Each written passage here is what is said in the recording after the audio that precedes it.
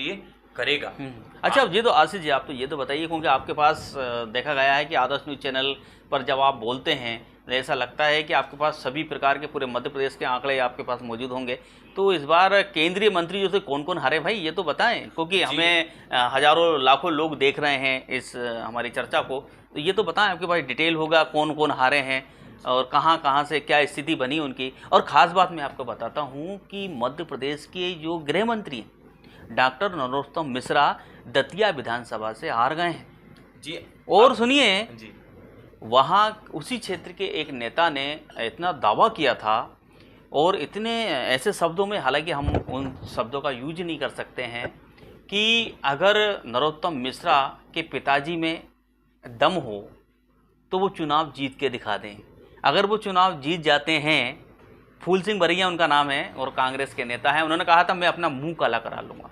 अब हालांकि उनका मुंह तो बच गया है काले होने से, लेकिन अब क्या स्थिति बन रही है और बीजेपी की छवि क्या बनने जा रही है, क्योंकि उनके गृह मंत्री हार गए। अच्छा बताइए आप और कौन कौन हारे हैं, थोड़ा सा बताइए, तो आपको डिटेल देती है, आप छुपाइए मत। देखिए जनता के पक्ष में आप बताएं और खुलकर बताएं, क्योंकि हारे तो हैं जी। मैं मंत्रियों का सबसे पहले आपको बता दूं। हाँ, बिल्कुल।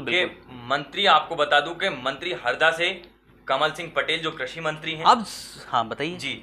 बदनावर से राजवर्धन सिंह दत्ती गांव। नहीं, एक मिनट। हरदा से जो कृषि मंत्री हैं क्या वो जीत गए? जी, वो हारे हैं। कितने मतों से हारे? 870 मतों से वो चुनाव हार गए हैं। देखिए मध्य प्रदेश के कृषि मंत्री जो रहे हैं और जिनका किसानों से सीधा संपर्क होता है, मध्य प्रदेश को कृषि कर्मठ अवार्ड 4 बार मिल चुका है। हाँ, मिल चुका है, उनकी वजह से मिल चुका है शायद अपन ये बोल सकते हैं, लेकिन वो हार गए हैं। अब आप समझ सकते हैं कि किसानों में या उनके क्षेत्र में, उनके क्षेत्र के किसानों में कितनी नाराजगी होगी कि उन्होंने कृषि मंत्री को ही हरा दिया। जी, आप जनता की नाराजगी को भी स्वीकार का आपको करना पड़ेगा। जी, ये कहीं ना कहीं इस पे बीजेपी को काम करना होगा, क्योंकि किसान मध्य प्रदेश के क्योंकि अब भी नाराज हैं। अब भी नाराज इसलिए हैं कि वो कांग्रेस को लेकर आए थे कि उनका कर्ज माफ होगा, लेकिन कांग्रेस का यह कहना है या फिर जनता का जनादेश का यह कहना है कि उन्होंने 15 महीने में कांग्रेस की सरकार गिरा दी, 5 महीने तो चलने देते, शायद हमारा कर्ज माफ हो। अरे सुनिए तो भाई, जब कांग्रेस की सरकार बनी थी और तब मध्य प्रदेश पर इतना कर्ज था कि वो बेचारा जो पूर्व मुख्यमंत्री हैं कमलनाथ जी उस सरकार को नहीं चला पा रहे थे भाई। लेकिन अगर नहीं चला पा रहे थे, लेकिन मुख्यमंत्री शिवराज सिंह चौहान का कहना है तो मेरे लिए तो लाडली बहनों के लिए इतना पैसा है कि मैं तो अपना खजाना ही खाली कर दूं, मैं तो अपनी। अरे भाई कर्जा ले लेकर करा है, 3 लाख करोड़ रुपया मध्य प्रदेश पे कर्ज है और हर आप पे भी कर्ज होगा, मेरे पे भी होगा, पूरी जनता पे कर्ज है भाई। तो 3 लाख करोड़ रुपए कर्ज है। अब इस स्थिति में क्या होगा इस मध्य प्रदेश का, हम समझ सकते हैं। लेकिन एक बात और कहूंगा कि अब भी वो व्यक्ति, अब भी वो संगठन ये क्यों कहता है कि हमारे पास अब भी इतना पैसा है कि अब भी हम जितनी घोषणाएं हमने की हैं उन सबको पूरा करेंगे। देखिए मुझे तो ऐसा लगता है कि जितनी भी योजनाएं मुख्यमंत्री जी ने चलाई है, लाडली बहनों को जो पैसा दिया है वो आगे जाके जनता से ही वसूला जाएगा। और कौन से, मैं तो आपको ये बता रहा हूँ, सुनिए केंद्रीय मंत्री हारे हैं, आप उसको तो बताइए भाई। आप देखिए आप चर्चाओं में भूल जाते हैं। जी, केंद्रीय मंत्री से मुझे तो ऐसा लग रहा है कि आप बीजेपी की तरफ से यहाँ पर बैठे हुए हैं मुझसे बात करने के लिए, तो आप छुपा रहे हैं। मैं बिल्कुल कांग्रेस की तरफ से बैठा हूँ आपके लिए। नहीं, आप एक बात मान सकते हैं, लेकिन मैं प्रेस की तरफ से। सुनिए तो आप आगे की बात बताइए ना, जो केंद्रीय मंत्री हारे हैं उनके बारे में तो बताइए। लेकिन उससे पहले मैं जीतू पटवारी जी की बात करूंगा। चलिए ठीक है, जीतू पटवारी की बात कर लेते हैं, वो भी मध्य प्रदेश के मंत्री रहे हैं। जी, कांग्रेस के लिए अगर दूसरा चेहरा मध्य प्रदेश में कोई है तो वो जीतू पटवारी जी। बिल्कुल, क्योंकि रिटायरमेंट दिग्गी राजा ने तो ले ही लिया है। अगर उनके बाद कोई दिखता है तो वही दिखते हैं बोलते हुए, जैसे गृह मंत्री दिखते थे। हाँ बिल्कुल, अब तो वो थे ही हो गए, क्योंकि अब तो ना गृह मंत्री रहे, बिल्कुल ना विधायक रहे। आप बिल्कुल सही कह रहे हैं जी। अब तो वो एक आम नागरिक की तरह, आम नागरिक हो गए, पार्टी के कार्यकर्ता बचे हैं।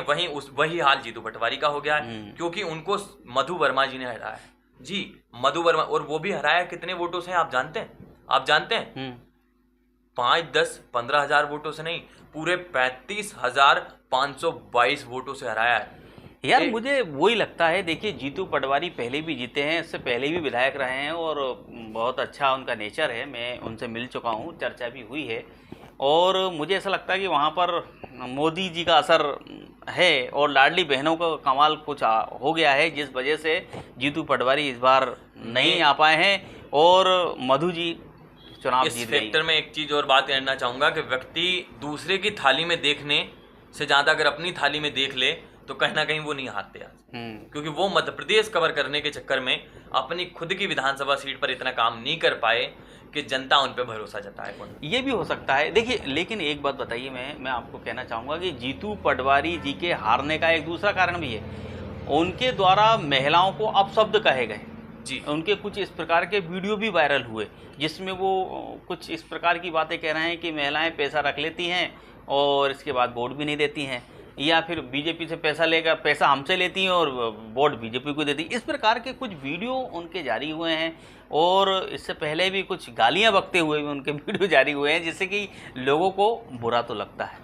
ये माहौल चुनाव पे ही आके बनता है। ये सारे वीडियो एक सेल में हर व्यक्ति के पास रखे जाते हैं और जैसे ही चुनाव आते हैं वैसे ही अपने अपने उपयोग के लिए हर पार्टी यूज करती है। देखिए ये एक चुनावी भाई, आप सुनिए ना, लेकिन ये उन्होंने किया है, मैं मना नहीं कर रहा अगर किया है तो ही तो वीडियो बना है। किया है, मैं वही कह रहा हूँ, वही बात। उन्होंने तभी वीडियो बने हैं, मतलब लेकिन उपयोग किस समय करना है, तीर कब चलाना है, यार वो तो देखिए हर नेता को पता है कि तीर कब चलाना है और किस पे चलाना है। जी, वही काम हुआ है। बिल्कुल। अब मैं बात करूं बदनावर सीट की, क्योंकि चर्चा हो गई। बदनावर सीट से जो राजवर्धन सिंह दत्ती गांव उद्योग मंत्री थे, मध्य प्रदेश के उद्योग मंत्री, मतलब मध्य प्रदेश के युवाओं का रोजगार देने का जिम्मा सबसे ज्यादा इनके सिर पे था। बिल्कुल। और किसानों की आय दोगुनी करना कमल पटेल के जिम्मे था, लेकिन ये दोनों ही हार गए। अब हम बात करें कि मध्य प्रदेश को क्या विकास मिला है?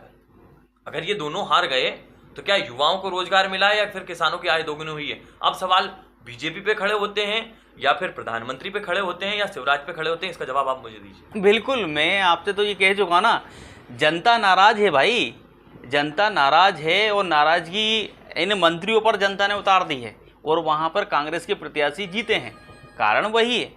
और आगे आप अब देख सकते हैं इनका हारने का कारण, जब मंथन करेंगे ये मंत्री लोग तो वही आएगा कि इन्होंने आम जनता के बीच में जाना बंद कर दिया था, आम जनता से मिलना बंद कर दिया था, किसी के काम करना बंद कर दिया था, तो उसका परिणाम तो भुगतना पड़ेगा और भुगत रहे हैं।